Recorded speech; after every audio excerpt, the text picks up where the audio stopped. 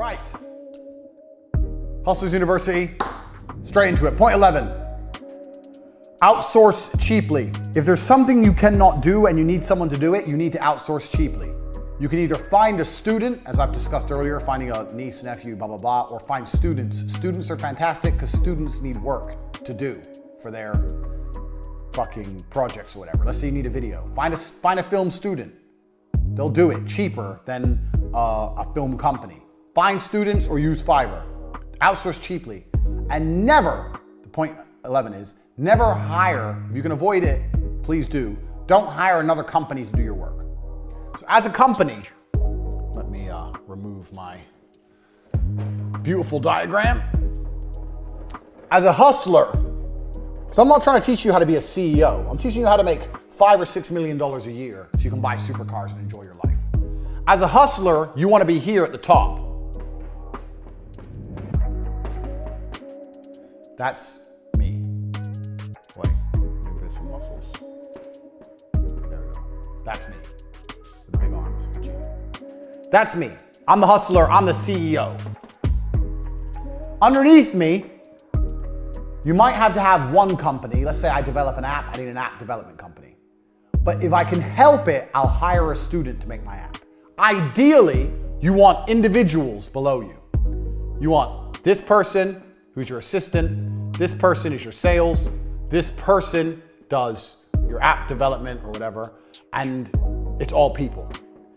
Maybe you will need a company below you to do something. So let's make this specific. Let's say I have an app company. And then let's say this person is, these are all people that do different things. Sales, assistant, sales.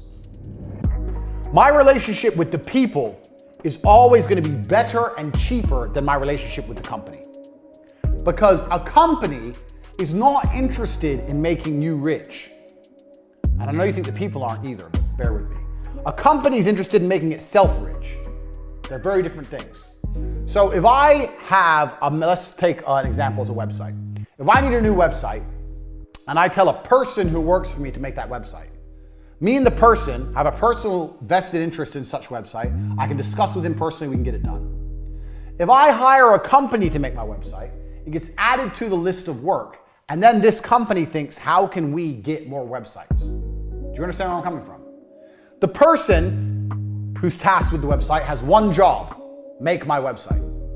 The company who's tasked with the website has two jobs, make the website and find more people who need websites. They need to do two things.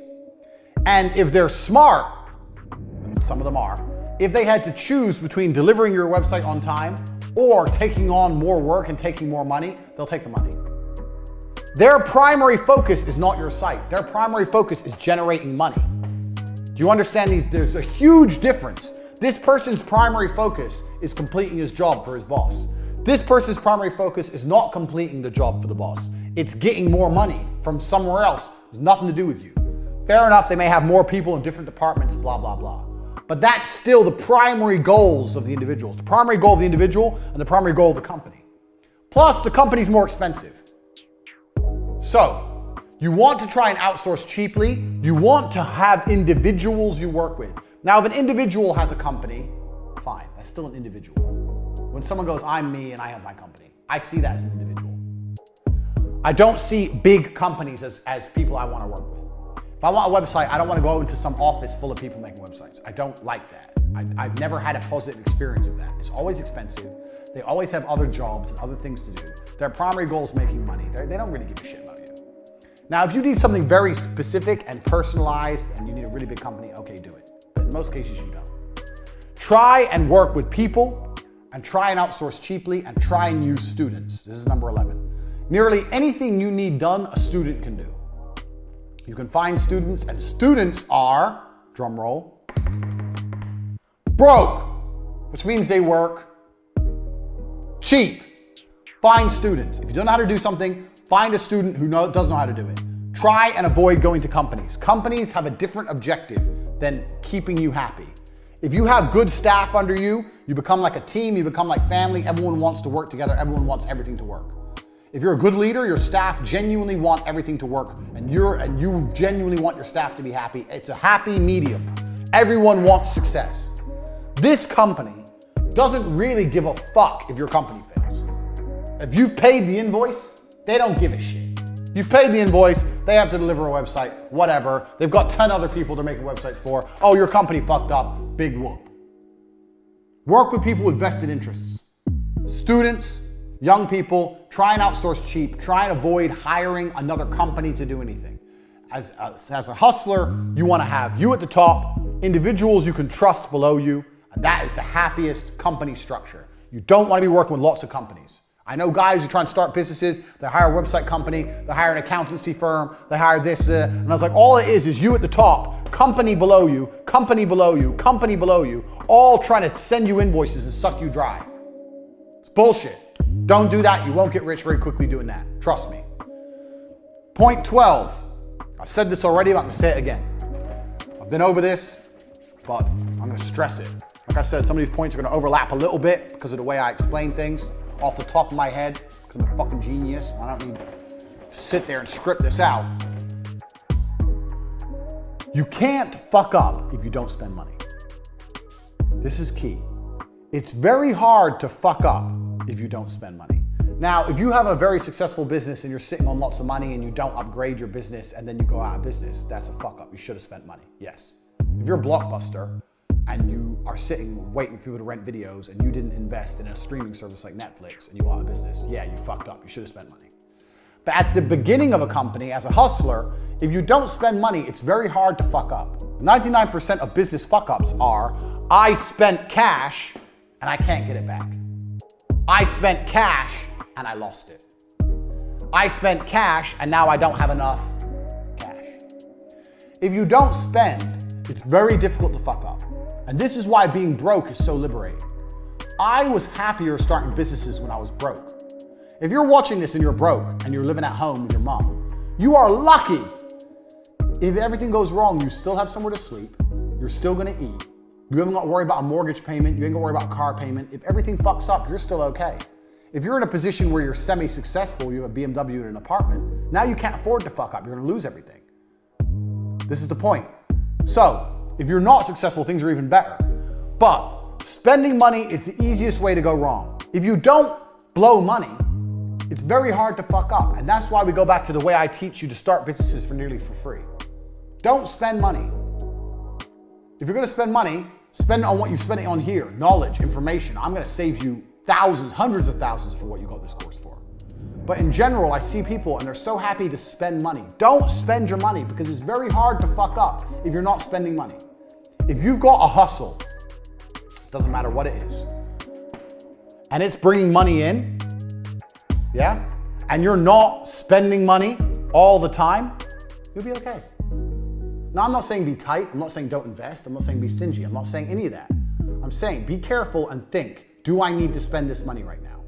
And when you were to decide if you're gonna spend money or not, the question is it gonna make me more money? So, let's take our makeup brand. You have your makeup brand. I chose makeup because I don't know anything about makeup because I'm a man, so it's just a general thing. You have your makeup brand, you have your website, you're doing some advertising, you've got a few YouTubers, makeup YouTubers using your products and you're doing some advertising, you're bringing in money, right? You're bringing in money. Right now, you're all working from home. You're from home, you got boxes around your bedroom, you're working on a laptop, you're making money. Now, you have some money you can spend. How do you spend that money? I'm asking you, but I already know the answer. The answer is, you spend the money in a way that will bring more money in. So let's say you're semi-successful now. You may sit and think, well, I want an office now. I need to get an office. No, you want an office. You don't need an office. You're making money without an office. Setting up an office, is that going to bring in more orders? How is you being in an office when the website's exactly the same going to bring in more orders? It's not. It's not going to change anything. If you spend that money on more YouTubers talking about your products, you'll bring in more money. Only spend money if it's going to directly, if you can see the clear path to how it's going to lead to more money in, or don't spend it. Too many people fuck up because they just go, oh yeah, let me invest in, oh, I need an office, or I have this all the time with people, all the time. I get approached with this all the time. You need a back end. All the time. You need to spend, it's only 2 days ago, 15,000 euro he wanted to build me this super back end, because I have the war room, which is all run on Telegram, and all this bots. So when someone buys a product, it automatically links to their Telegram ID, automatically adds them in and out. And the war room checks what other products they have, links them into the right rooms in the war room, blah, blah, blah, blah, blah.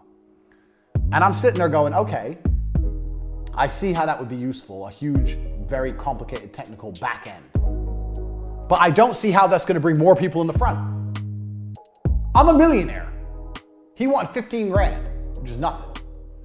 I don't see how me having all this fancy shit behind my website at this current stage, maybe at a later date, is gonna make more people buy from my website. So why do I need it? All I need is people to buy. I don't need this back end, fucking back end, this big, huge back end for money. That may speed up things once they've already purchased. But right now I'm doing everything manually with staff, and the staff are competent and it's getting done. It's fine. So why do I need to spend this money? It goes against my business principles. When someone explains to me how this back end will convince more people at the front end to buy, then I'll be interested. But until then, if I'm gonna spend 15 grand, I'm gonna spend it on bringing more people in the front door. Now, if I get overloaded and there's no possible way I can deliver on my products, I'll buy a back end. But until that happens, I am only interested in one thing, money in. What's the other lessons I taught you in the first 10 lessons? One of the lessons was what? What's a business? A business is this. This is a business. This is a website, ain't a business. Money in the bank ain't a business. A back end ain't a business. The only thing that's a business is this. Orders coming in. That is a business. The rest of it is bullshit fulfillment. This is your focus. As long as you have this, you will be okay. T2 succeeded for a year, and it would have been for many years, because of this. As long as you have this, nothing will go wrong. If this goes, you're fucked. You can have the best website, the best cash reserves, and the best back end in the world. If no one's ordering, you're gonna go out of business. If you have lots of orders, no cash reserves, and no back end, but people are buying and buying and buying, you've got a business. This is it. This is your focus. If you're gonna spend money, it has to directly lead to this. Don't fall for the geek shit, especially with the war room. I've had so many people come at me and go, oh, and it's gonna be a program, and it's gonna be geek shit, programming, blah, blah, blah, blah, and you're gonna be able to see everything, da, da, da. Very interesting. I understand why that sounds like something I need. But I don't see how it's gonna convince more people to join the war room. People join the war room because I'm me and I give value. That's why they join the war room. And manually, I make sure everyone ends up where they need to be. And it's fine. You could argue that this might speed things up, and that's gonna go back to number one, speed. This is gonna speed things up, give my staff more time. But I already do my staff time equation. Remember staff, time saving? I'm very happy with the amount of time that's being saved, the amount of money each member of staff's making me. I have a good equation right now for my staff. That doesn't need adjusting. My staff are all fantastic. Everyone I work with is G. So I don't need to invest a bunch of money. Plus, it's probably gonna have a bunch of teething problems and not work properly anyway. So the point is, if you're gonna spend money, be careful. And if you're gonna spend money, you need to see a clear link to how it's gonna bring more money in. Nothing else. This is your business. Nothing else is your business. The rest is bullshit.